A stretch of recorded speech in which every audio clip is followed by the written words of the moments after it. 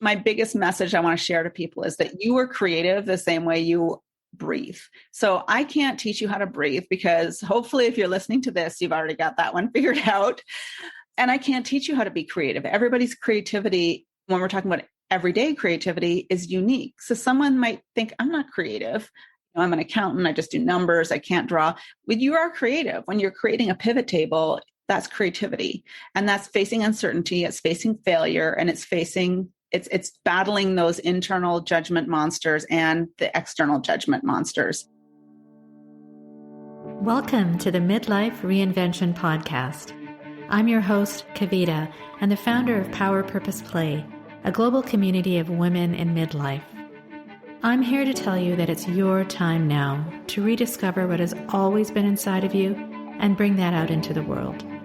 If you're wondering what's next, but don't know quite what that is, or if you feel a twinge in your heart telling you that you have so much more to do and so much more to offer, you're in the right place. Ask yourself, if not now, when? Do you want to leave your job, start your own business, take control of your health, reignite the passion in your marriage, write that book, or at least that first chapter? Transitions like this can be daunting, but through listening to my story and interviews with incredible women every week, I hope to inspire you to take action. I rediscovered myself after the age of 50, and I know you can too. It's my time now to help you do just that. I'm so excited you're here. Let's dive in. Welcome, everyone, to another episode of the Midlife Reinvention Podcast. I'm your host, Kavita, and the founder of Power Purpose Play, and we are a global platform for women in midlife. Every week, I interview incredible women who have stories of reinvention as inspiration for us to realize that we can do the same, regardless of our age or our circumstances. I always say that we don't have to give up everything. We just have to rediscover what has always been inside of us and bring that out into the world.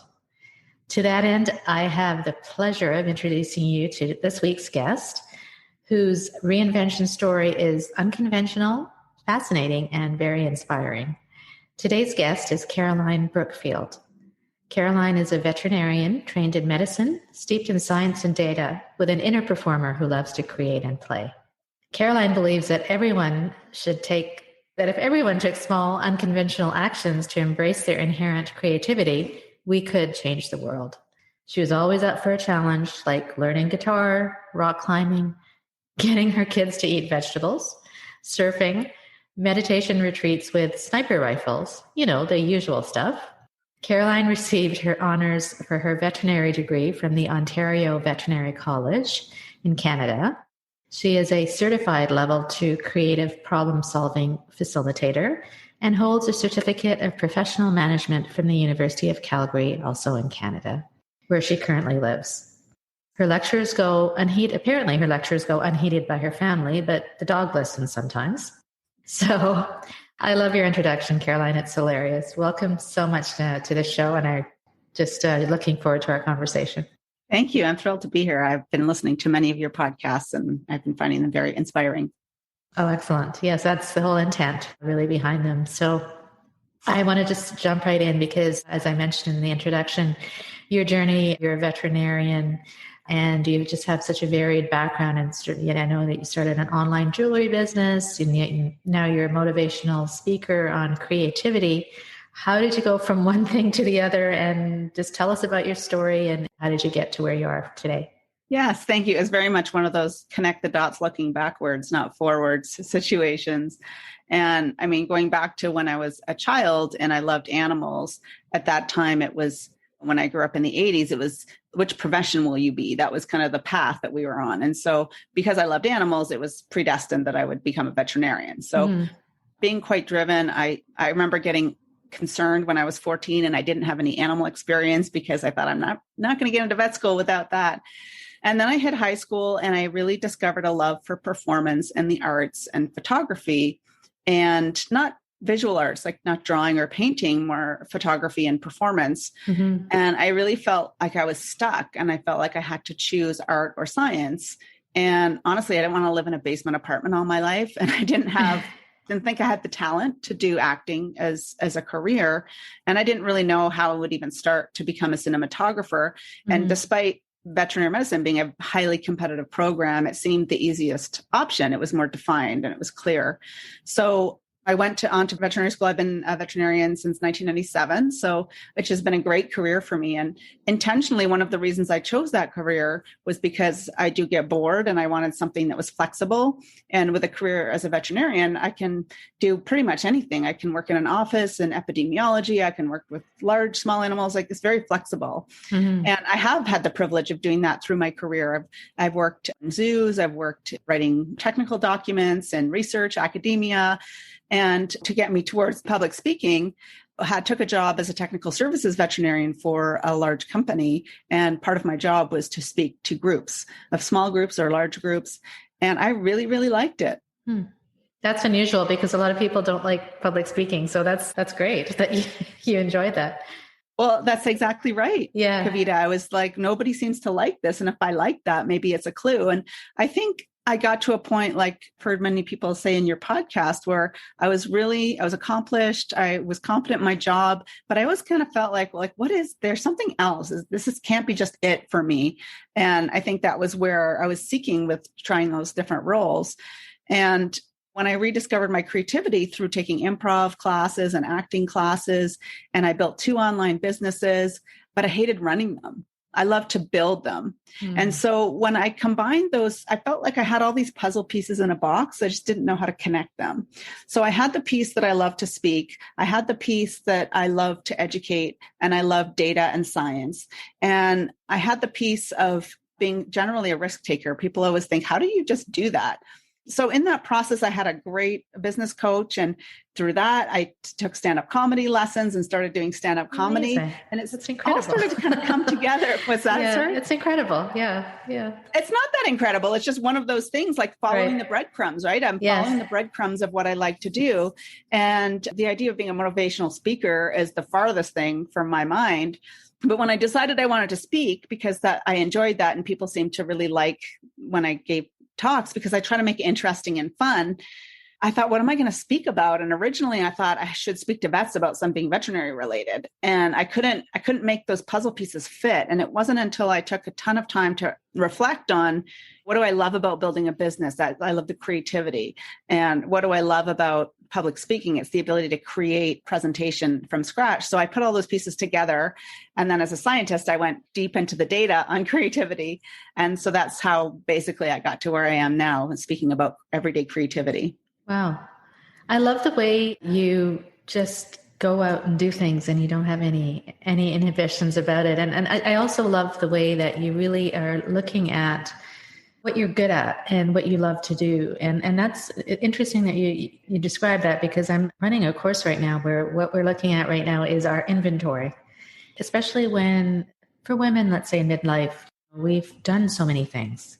We've experienced so much, and we have so many skills that often we don't acknowledge them, let alone celebrate them. So the fact that you looked at those breadcrumbs and figured out, okay, I like doing this and I like doing this, let's put this together. So that's really very inspiring. And so I wanted to ask you, it seems like you have a lot of courage to go after things that you love to do and pushing your boundaries. And you had sent me your first chapter of your book, where you described jumping off a virtual building.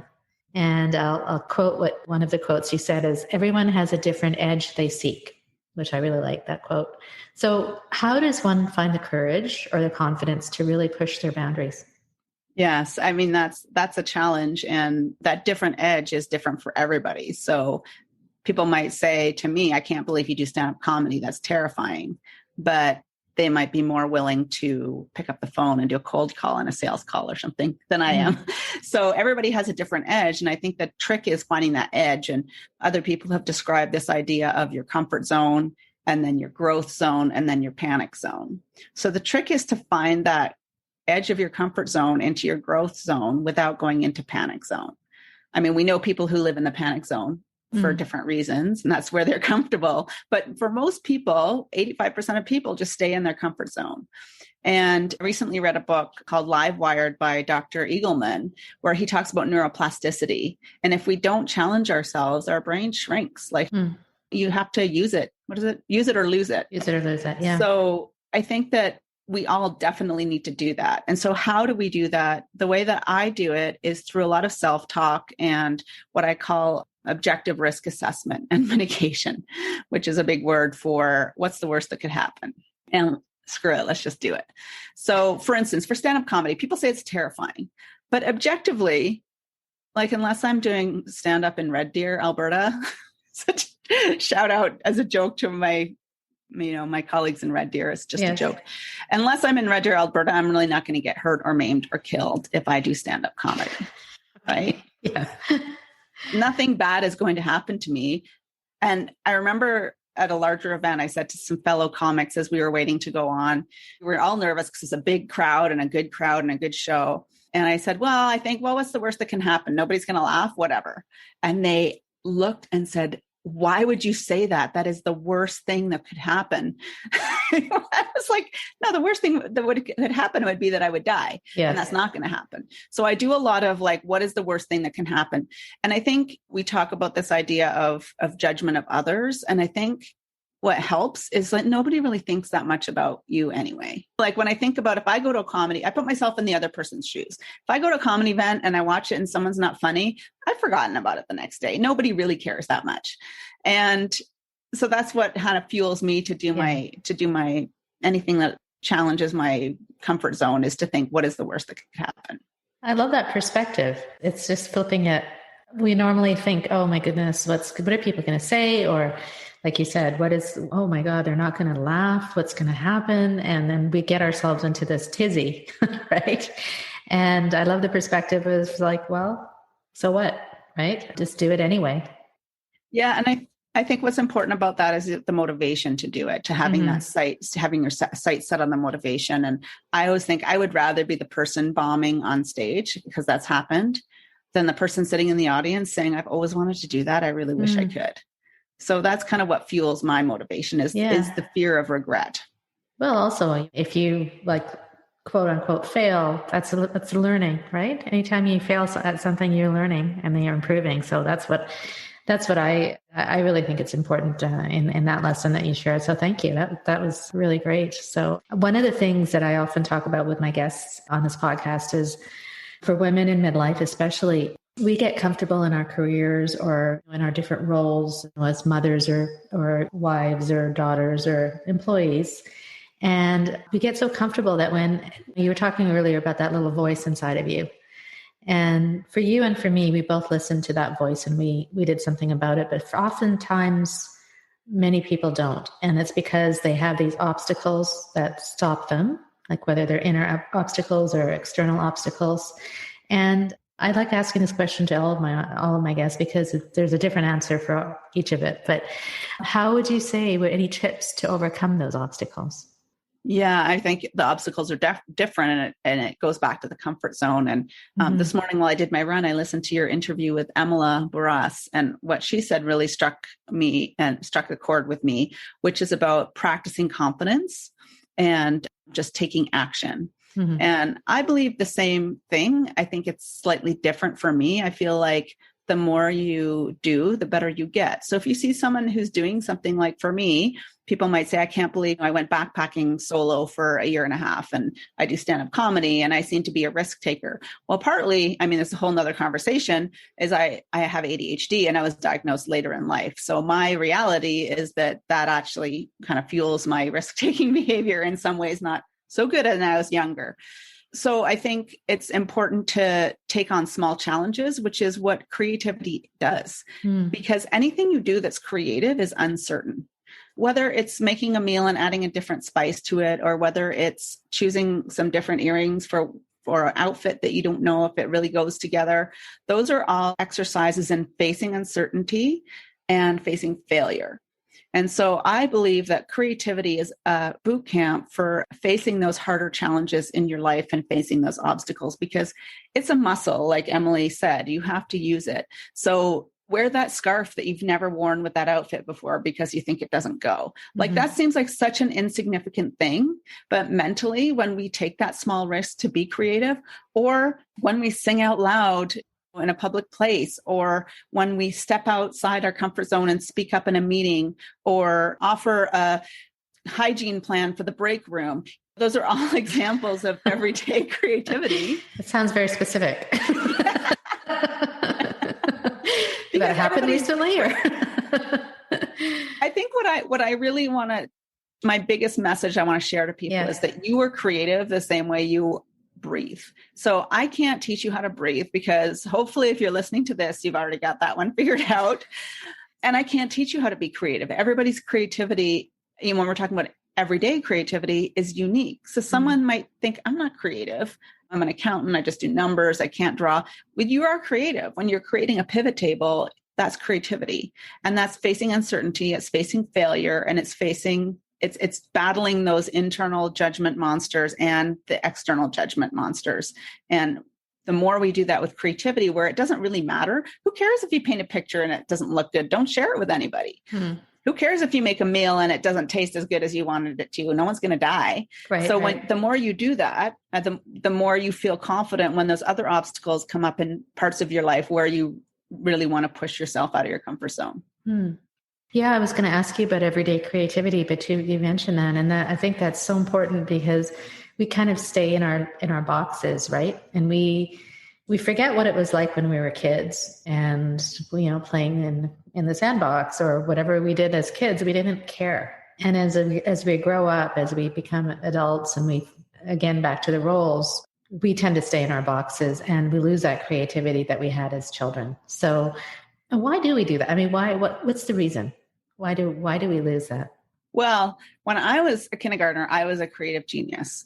And it's not that exciting, because you were too. Everybody was. 98% of children score as creative geniuses on a test administered by Dr. George Land.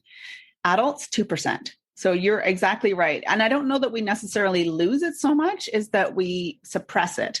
So as kids, they are so adorably clueless. They know nothing about how the world works. They know nothing about judgment from others. So they do very well in creating divergent and imaginative solutions to things like creative play.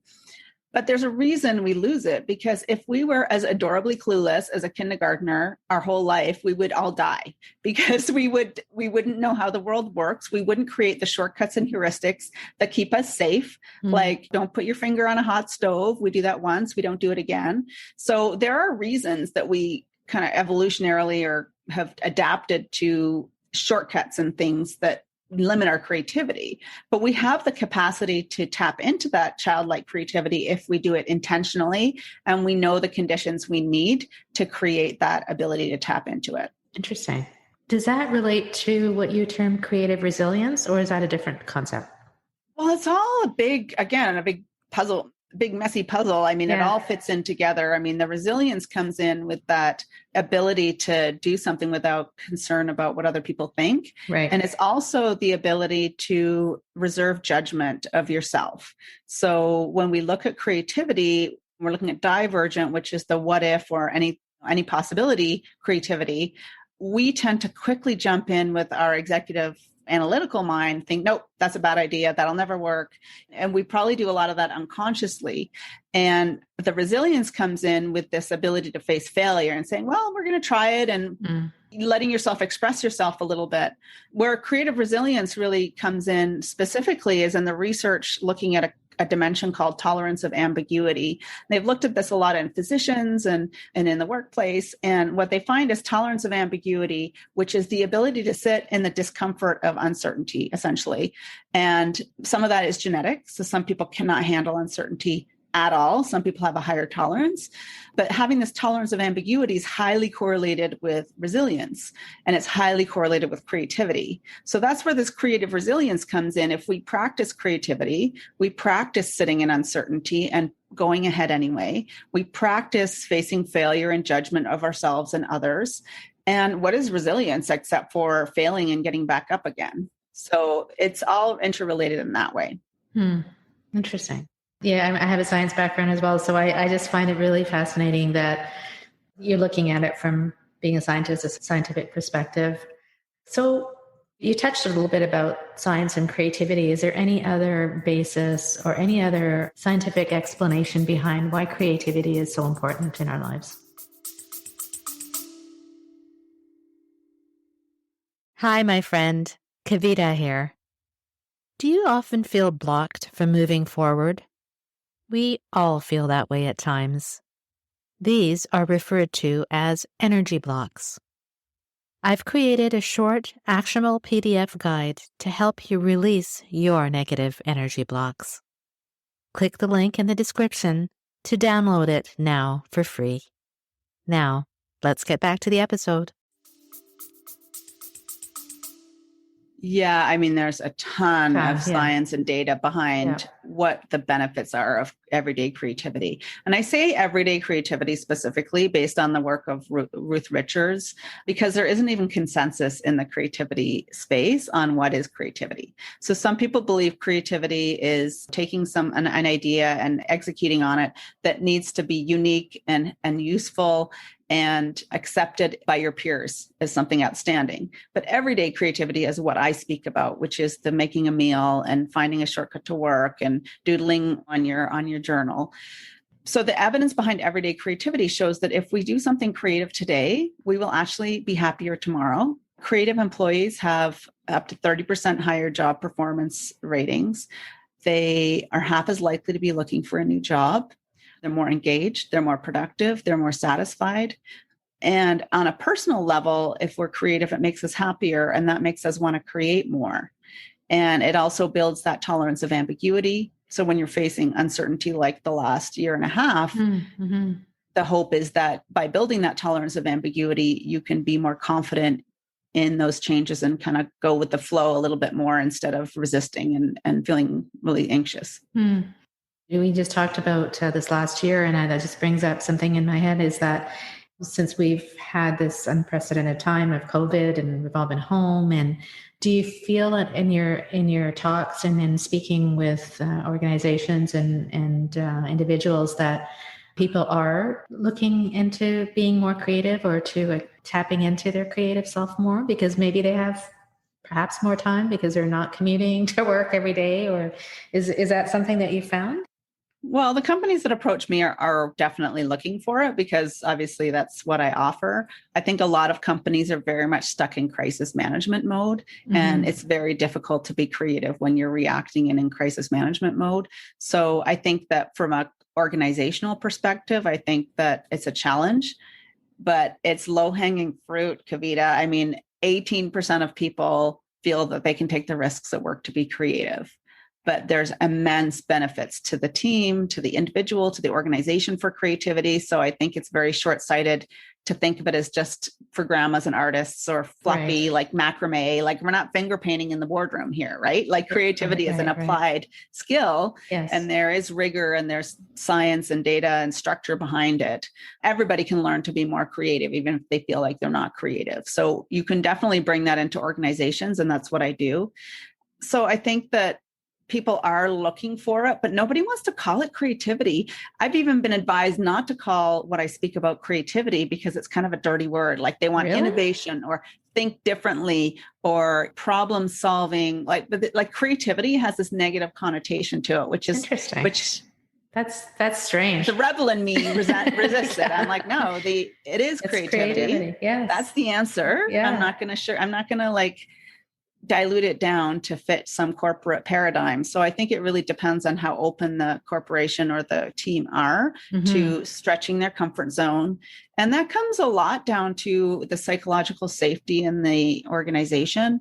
I was recently reading an article about psychological safety, and the results of psychological safety are the same as creativity. Like if you don't feel psychologically safe, you're not going to be able to be creative, and vice versa, right? So I think creativity is very intertwined with a number of other metrics that is important to work on, and none of them are easy. Right. Like you can't go from a culture of micromanaging, top-down, fear-based culture to let's all create and innovate together. It doesn't work. Well, I think for a company to be agile and in this day and age, they really need to embrace creativity. And I think it's so important, the work that you're doing with corporations. So Congratulations for that. That's amazing.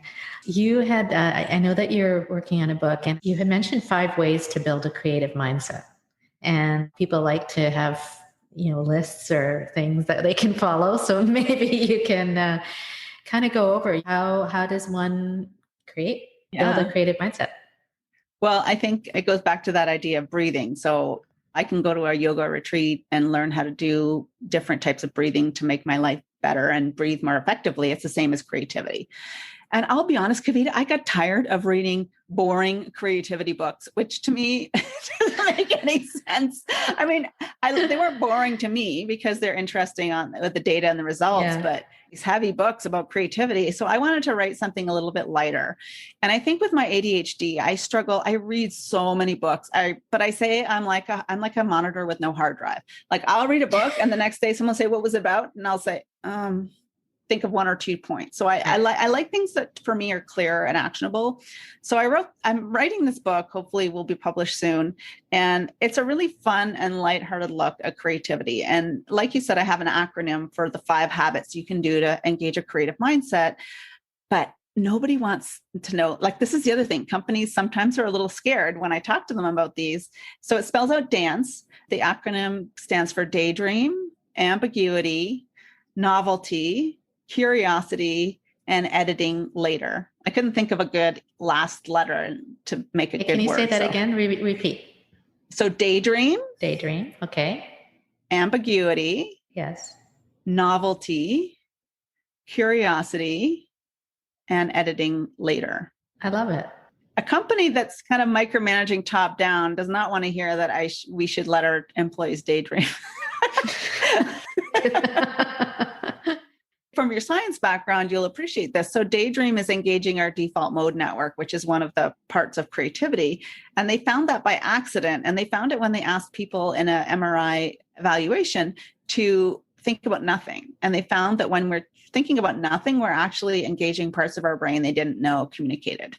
So daydreaming is extremely important. And I call it like productive boredom or productive daydreaming. So you don't want to daydream about that email you got from the HR. You want to think about a problem that you're trying to solve and then daydream. And that really helps to connect those dots. And the more the dots in the sky, the more stars in the sky you have, the more novel experiences you have and disparate environments. Diversity is really important for creativity because the more diversity you have in thought and points of view and experience, the more stars you have in your sky. And when you daydream, it's like a rocket ship. I mean, if you basically go from Earth to the moon, you're not going to have very creative ideas. But if you've got like a universe of data points that you've built over your lifetime, and this goes back to your very excellent word, inventory.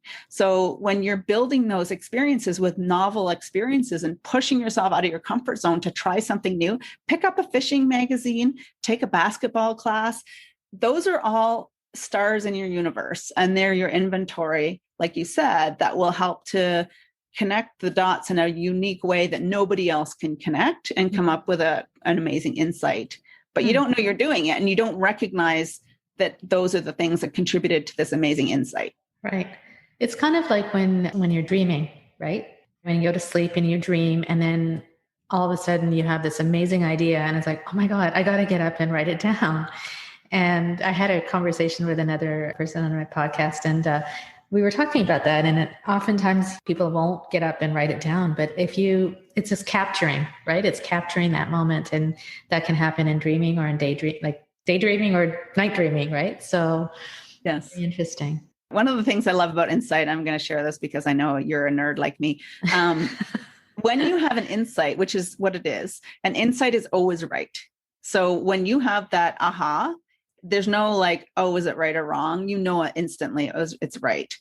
And if you're hooked up to some brain analysis equipment, the researcher would know seconds before you actually have the insight that you're going to have an insight because your gamma waves spike in so whatever area of your brain, I can't remember. But what I find fascinating is that someone can see you having an insight before you get one, which is so cool. Wouldn't that be interesting if we could all walk around and people would recognize it right away? Like, oh, okay, you're going to have an insight. So you're like, okay, let's write it down. I haven't read about it lately, but I have read about like people trying to harness like tech to help this, like can we like help influence these insights with like encouraging that type of brain activity? So you just never know, like the world is unpredictable. Right. Interesting. So what other things do you talk about in your book? Any other insights or anything that you want to share? Or are you still writing it? I'm still writing it. Yeah. You know, that's an exercise in challenging my comfort zone. With the pandemic, I had some time and I felt like it was a message that might help some people. And I have no idea how to write a book. I don't even know how to start. So I kind of took one of these free online course things and I just started writing. And then now I'm at the point where I'm hopefully going to be joining a creator kind of workshop to help me through the process of publishing. It's kind of hard, right? Because that is where the objective risk mitigation comes down. So I had the time. It doesn't cost me anything to write the book, to physically write it. But I'm at the stage now where it's pretty much impossible to get a deal with a publisher unless you are already a proven author or have a large audience. So I'm looking at self-publishing. Well, okay, so I don't want to publish crap, so I need to get it edited. So I'm looking at like a $2,000 to $4,000 investment to get it edited. So that's where the objective risk mitigation comes in. Like, do I do that? And how do I pre-sell the books to try to make that pay? Because Kavita, you had mentioned earlier about things that you're good at and things that you like to do. And one of the things that I'm just finally figuring out is what are people willing to pay for? And I'm not expecting to make any money from my book necessarily, but I also don't want to lose money. I tend to build these passion projects and I don't worry about the money, but there is a reality to life. And my poor husband, just tolerates these adventures.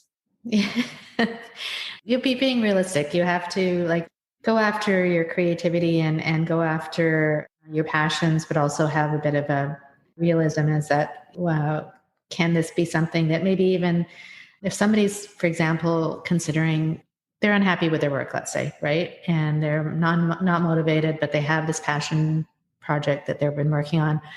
I would say start doing it part-time and then bringing it out into the world and seeing if people like it and if they resonate with it, and then taking the steps, like you talked about it earlier, is taking that first step and taking the action, and then it kind of snowballs from there. I mean, starting Power Purpose Play was my passion.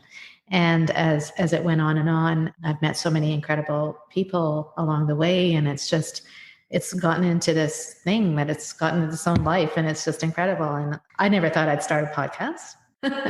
So it's totally outside of my comfort zone. In fact, if you told me 3 years ago, I'm going to have a podcast, I'd be like, yeah, right. Because I was in the science world like you, right? Yes. So yeah. It's quite interesting, our parallels in our backgrounds. So fantastic. Don't you find it funny, Kavita, how so many women in midlife, and this is what I think this idea of creativity is for grandmas. I think so many people have this pull, like we kind of have gone into these careers that are analytical, whether you're a man or a woman. And I feel like they're like, we should be happy. And what is missing? And I see it all the time, people reconnecting with their creativity, whether it's a podcast or a side hustle, or even just making like teddy bears for the children's hospital. There is that joy and that something that you can't put your finger on about connecting with your creativity that makes us inherently human. Mm-hmm. And I think your podcast is amazing. And I've loved the ones I've heard so far. And you have such a lovely voice, and your way of interviewing is so calm and so insightful. Oh, thank you so much. That's so nice. Well, thank you for the podcast. And what I love about it is it's like you're following your breadcrumbs, right? Like you said, you would never have known about a podcast 3 years ago, but you followed the breadcrumbs. You followed, okay, I'm going to do this thing and I'm going to do that thing. You didn't go from working in science corporate to a podcast. No, there was an inventory taking, and there was an iteration and something that grabbed you about having a podcast and what it could do for you and for other people in the world. And you just stepped into that uncertainty of the creative process and kept going. Right. Yeah, so, thank you. I mean, I think also I realized like how many women all over the world face that thing in their heart that tells them that there's something more. And I don't know, it does happen around the midlife age. And I think a lot of it might have to do with the way we were brought up, our traditional upbringing. That was mine anyway. And I think I've talked to a lot of women who are the same. It's because you follow the traditional path of education and marriage and kids and all that. And then you kind of, in your 20s, it's like, okay, well, yeah, okay, I'll do biology. I'll get my MBA. I'll do this. I'll get a good corporate career. And it's great. But then all of a sudden it's like, is this it?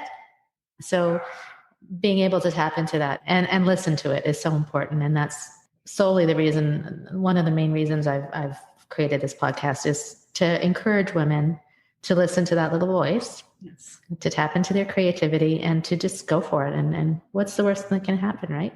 People may not laugh. Yeah, right. Exactly. But it's contagious, Kavita, and they've proven this. So when I had my jewelry business, I was embarrassed to share it with the people I worked with in the vet clinics I worked at. And then when I started sharing that and my stand-up comedy, I noticed over and over sometimes people were like, what? Okay, can you go and vaccinate that dog now? But a lot of times people were like, that's so amazing. And I had this thing I did when I was young, or I had something I've always wanted to do. And I think I'm going to go and do it. And I often get emails from people that are like, after I saw you do stand up, I thought I'm going to go and write that article, or I'm going to go and paint that picture. And so the more you put this podcast and show that your courage in creating something and sharing it with the world, it gives other people that courage, which is so, so important to do. Thank you so much. And what you're doing is an example of your life and how you've gone and just jumped off what is it? I had a quote here. Our adult relationships with our creativity is like walking the virtual plank. We really want to step out into uncertainty over the abyss. So you've done that. And so congratulations for all that you've done and all that you continue to do. Thank you. It's a great ride. It's fun. I always say life is like an amusement park, and I don't want to just ride one ride. I want to ride all the rides. Oh, some of the rides are going to suck and some of them are going to be awesome, but that's just the journey that we have together. It's incredible. That's incredible. So Caroline, please let us know for the audience where we can find you and what's the name of your book? Have you named it yet, or are you still in the process? I don't know. The tentative name is The Reluctant Creative, the number one skill you need this decade that you already have. Something like that. It's a bit wordy, but no, I haven't really named it yet, but that was the working title. I did get the URL for The Reluctant Creative. So I was really excited about that title at one point. So maybe that's it. And yeah, hopefully it'll be published soon. I'm trying to balance this sense of resisting putting something in the world because you're worried about failing versus putting out crap. Like I don't want to rush to put something out there and be like, oh, embarrassed about it. I know that people often say their first book, they look back and think they could change things, which is fine. But I also don't want to put something out that's a waste of paper, essentially. Right. So I'm balancing that. Hopefully it'll be published in the fall. And I have a website, which was down for a few days, which is one of the problems of jumping into uncertainty. I had a renewal coming up and my hosting provider renewal was really expensive. So I changed providers and I thought everything was fine, but it wasn't. It totally crashed my site. So it's up again. It's carolinebrookfield.com. What's the worst that could happen if people go to my website and they miss whatever? So carolinebrookfield.com is my website. I'm also on Instagram at Artful Science, which is the name of my company, and at Artful Science Pro on Facebook. And I'm very active on LinkedIn. It's Caroline-Brookfield. Nice. And yeah. That's where we found each other, I think, right? Yes, LinkedIn. Yes, that's amazing. It was. Yeah, I love Excellent. LinkedIn. It's a great place. Another story for another day. I almost got kicked off LinkedIn, but for a post that I put was a bit controversial. Really? But I'm very active on LinkedIn and you can find me there. You can find me by email. You can even send me a carrier pigeon if you can figure out how to do that. I love it. Wonderful. Thank you so much. Do you have any one last thing you wanted to say to our audience that, I'm excited about the program you're building for women that will help them stretch their comfort zones and find their way of speaking boldly in the world. So thank you. I'm excited about it too. And thank you so much for your time. It was incredible, enlightening, both from a creativity point of view, but also from the science aspect. And I really appreciate that. So good luck to you. And I will say that once you finish your book, can you come back? Yes, I would love to. Okay. And I do have something to say. I always forget. Creativity is like poop. You are full of it. Drop the mic. Dr. Caroline Brookfield is completely lovely, inspirational, as well as entertaining. I love her no-nonsense approach to life, creativity, and taking on new challenges. Caroline believes that if everyone took small, unconventional actions to embrace their inherent creativity, we could change the world. Her advice is rooted in science, and by listening to our conversation, I'm sure you'll be inspired to seek the edge of your comfort zone and move past that towards your own personal growth. Here are her key takeaways. Number 1, everyone has a different edge they seek. The trick is finding that edge. 2, there is a comfort zone, a growth zone, and a panic zone.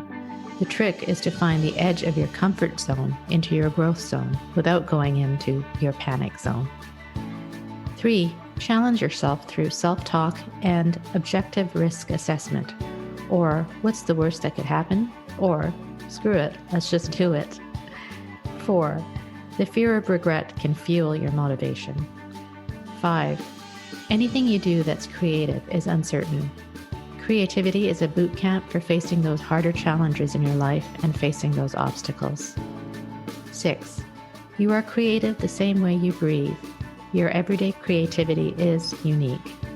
7, we have the capacity to tap into that childlike creativity if we do it intentionally.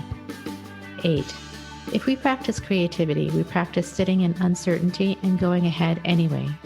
We practice facing failure and judgment of ourselves and others. Resilience is just failing and getting back up again. Number 9, when you're facing uncertainty, by building that tolerance of ambiguity, you can be more confident in those changes. 10, 5 ways to engage a creative mindset. Follow the acronym DANCE. D for daydream, A, ambiguity, N, novelty, C, curiosity, and E, editing later. Thank you so much for listening. I have received so many comments lately that these podcasts have inspired so many to realize that it's your time now. To take that little voice in your heart and ask yourself, what do I do next? Midlife is not a time of crisis. It is a time of opportunity. And by listening to my story and stories of women such as Caroline, I hope we can nudge you to listen to that voice. If you need help finding that voice and clarifying your next step, reach out to me. My signature program, It's My Time Now, is a curated step-by-step process where I will guide you through how I rediscovered myself after the age of 50. We are taking names now to be placed on the waiting list when the program opens up soon, so let us know if you're interested. Also, if you'd like a one-on-one coaching consultation with me to help you gain clarity in your life moving forward, don't hesitate to reach out to me at kavita@powerpurposeplay.ca. I'm here to help, and you can join our free community as well at powerpurposeplay.ca or a private Facebook group at Power Purpose Play Global. If you enjoyed this podcast, I'd be honored with a share and a review. It really does mean the world to us. Thanks again, and I'll be with you next week for another great episode. In love and light, take care.